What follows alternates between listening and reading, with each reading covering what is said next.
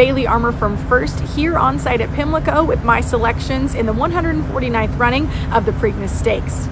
All eyes are going to be on Kentucky Derby winner Mystic Dan as he breaks from the 5 post for trainer Kenny McPeek and jockey Brian Hernandez Jr., the same connections he won the Derby with just 2 weeks ago.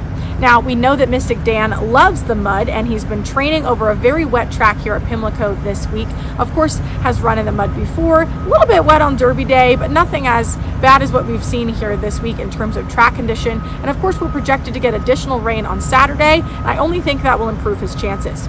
Trainer Kenny McPeek really knows how to train off of that short layoff, especially paired with jockey Brian Hernandez, who gave him an expert pilot in 2 weeks ago, the Kentucky Derby, of course. Alongside that, I'm pretty keen on the number 3, Catching Freedom. Now, this horse is a deep closer, and with the scratch of Arkansas Derby winner Muth from this race due to a temperature, there really is no major speed figure to account for in this race, which is why it could swing in Catching Freedom's way, as that deep closer form does better without a strong pace horse to set the pace in these kinds of races.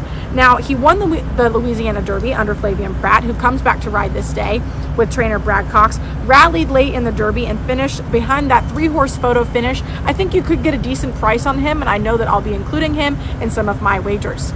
My third choice would be the long shot Tuscan Gold for trainer Chad Brown and Tyler Gaffalione. This is the horse that ran 3rd in the Louisiana Derby behind the horse I just mentioned, Catching Freedom.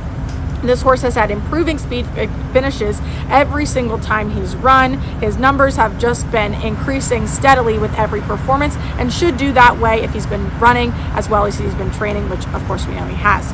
Now, Tuscan Gold is not running back off that Derby turnaround, so he comes into this race a little bit fresher, maybe a little bit fitter than the horses that are exiting the Derby just 2 weeks ago. I would include all 3 of those in my wagers, and make sure you keep an eye out for the Preakness Stakes this weekend.